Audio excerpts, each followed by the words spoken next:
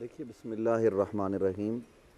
احسان بنیادی طور پر نیکی، بھلائی، جیسے علامہ صاحب نے کہا کہ کسی کو اس کے حق کے سوا دینا، یہ احسان ہے۔ اور رب العالمین تو خالق کائنات ہے،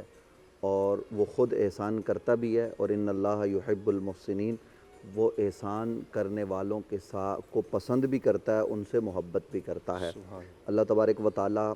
کے لیے جب لفظ ہم دوست کا استعمال کرتے ہیں تو یہ بات ذہن میں رہے کہ جیسے ہمارا تعلق دوستی ہے، اللہ کا تعلق دوستی ہمارے ساتھ وہ والا نہیں ہے۔ وہ کریم ہے، وہ رحیم ہے، وہ ان تمام چیزوں سے پاک ہے، وہ ہم سے محبت کرتا ہے، اور پھر وہ دنیا میں عزتیں دیتا ہے، اور آخرت کی نعمتیں اس نے اس کے سوا ہمارے لیے رکھ چھوڑی ہیں۔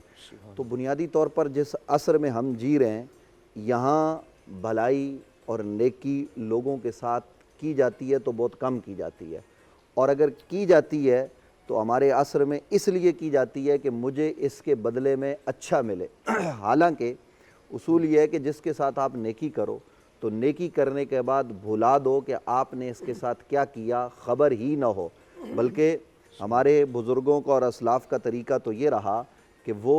جب نیکی کرتے تو چھپ کر کرتے، تاکہ سامنے والے کو پتہ نہ چلتا کہ اس کے ساتھ نیکی کون کر رہا ہے اور کس طرح سے کر رہا ہے۔ اور کبھی اس کے انتقال کے بعد کسی پر یہ بات آشکار ہوتی کہ میرا یہ فلاں مسئلہ فلاں آدمی نے حل کیا ہے، تو یہ انداز جو چھپ کر کسی کے ساتھ بھلائی کرنے کا ہے، یہ بڑے اجر کا معاملہ ہے۔ تو ہمارے عصر میں جو مسائل ہیں وہ اس لیے ہیں کہ ہمیں جو درس نبی علیہ السلام نے دیا ہے، ہم نے اس کو بلا دیا۔ دیکھیے، نیکی کی بڑی مثالیں آپ دے سکتے ہیں اور بہت کچھ آپ بیان کر سکتے ہیں، لیکن میں اس لمحے نبی رحمت صلی اللہ علیہ وسلم نے جو بھلائی، جو نیکی، جو احسان کیا، خاص طور پر اہل مکہ کے ساتھ، اس کو آپ کے سامنے رکھنا چاہتا ہوں کہ مکہ کے لوگوں نے نبی علیہ السلام کو شیب ابی طالب میں رکھا۔ یہ جو قرآن نے کہا نا، لَقَدْ كَانَ لَكُمْ فِي رَسُولِ اللَّهِ أُسْوَةٌ حَسَنَةٌ، جس کا ہم بار بار تکرار کرتے ہیں، یہ اس لیے کہا کہ نبی علیہ السلام اس گھاٹی میں، اور 3 سال تک آپ کا کھانا پینا سب کچھ بند ہے۔ یہاں سیدہ حضرت خدیجہ پاک کا جس دن ہم نے تذکرہ کیا، اس پر تفصیلی بحث ہوئی تھی۔ تو اس کے بعد پھر نبی علیہ السلام کے 2 عزیزوں کا انتقال ہوا، یعنی بیوی اور چچا کا، حضور نے عام الحزن قرار دیا۔ پھر انہوں نے نبی علیہ السلام کو شہر بدر کرنے کے لیے پوری سازش تیار کی، قتل کی، تو نبی علیہ السلام شہر چھوڑ کے تشریف لے گئے۔ اسی کے بعد بدر کا واقعہ ہوا، احد کا واقعہ ہوا، یہ سب کچھ مکہ کے کافروں اور مشرکوں نے کیا۔ اور غزوہ احد میں نبی علیہ السلام کے چچا کے کلیجے کو نکال کر چبایا گیا۔ آج میں ناظرین کی خدمت میں یہ سوال رکھتا ہوں کہ ہمارے چچا، ہمارے بھائی، ہمارے بھتیجے، ہمارے خاندان کے افراد کے ساتھ یہ والا ظلم کیا جائے، کون اتنا بڑا جگرا رکھتا ہے کہ وہ بعد میں معاف کر دے؟ کیا ہمارے اندر یہ طاقت اور یہ صلاحیت ہے؟ اسامہ غازی صاحب، ہم معاف کرنے کے لیے تیار نہیں ہوتے، بہت کم لوگ ہوتے ہیں کہ جو شاید معاف کر دیں، لیکن نبی علیہ السلام کی بھلائی دیکھیں کہ جس دن 10,000 کا لشکر ہے، پوری طاقت، پورا جاہ و جلال اور پورا عرب سرنگوں ہے، پیارے کریم آقا صلی اللہ علیہ وسلم جب مکہ میں داخل ہوتے ہیں تو وہی ابو سفیان جس کی بیوی نے کلیجہ چبایا تھا، وہ کسی طرح سے پکڑا جاتا ہے، بارگاہ مصطفیٰ میں آتا ہے، حضرت عمر قتل کرنے کے لیے دوڑ رہے ہوتے ہیں، حضرت عباس رضی اللہ عنہ جو نبی علیہ السلام کے چچا ہیں، اور ابھی وہ انہوں نے مسلمانوں کے ساتھ وقت نہیں گزارا، وہ تو ہجرت کر کے جا رہے تھے، تو انہوں نے امان دی، نبی علیہ السلام نے ان کی امان کو قبول کیا، حضرت عمر کو منع کر دیا۔ لیکن جب مکہ فتح ہو گیا باقاعدہ،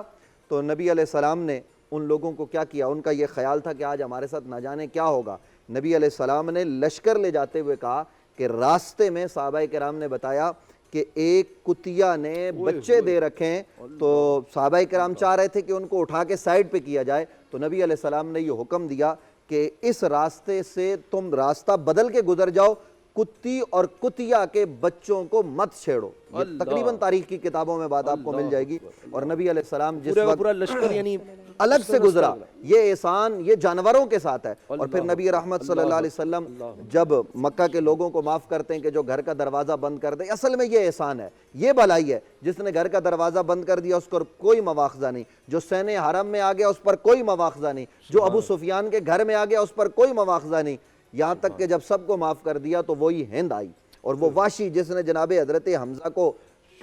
شہید کرنے میں سب سے اہم کردار ادا کیا اور نیزہ مارا تھا، تو سیدنا حضرت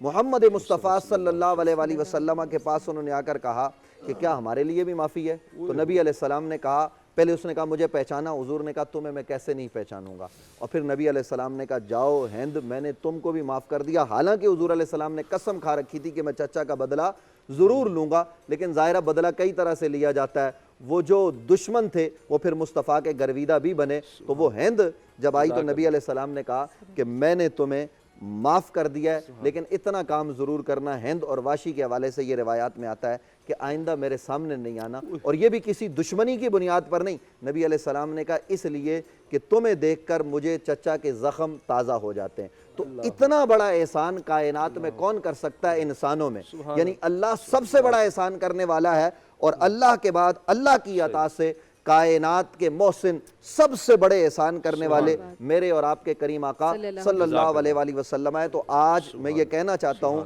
کہ جیسے شہیدی صاحب نے کہا، میں حکمرانوں سے کہنا چاہتا ہوں کہ وہ ماں کی طرح ہوتے ہیں، ریاست ماں کی طرح ہوتی ہے، وہ اپنے جو ریاست میں رہنے والی رعایا ہے ان کے ساتھ احسان اور بلائی کا جو ہے وہ سلوک کریں، اور ہماری رعایا وہ آپس میں باہم اگر محبت کا، پیار کا اور بھلائی کا سلوک کرنے لگ جائے تو ہمارے بے شمار مسئلے از خود حل ہو جائیں گے۔ یہ اگر بھلائی کا اور یہ محبت کا رشتہ قائم ہو جائے تو پاکستان جس کے اندر طرح طرح کے فتنے وہ از خود ختم ہو جائیں۔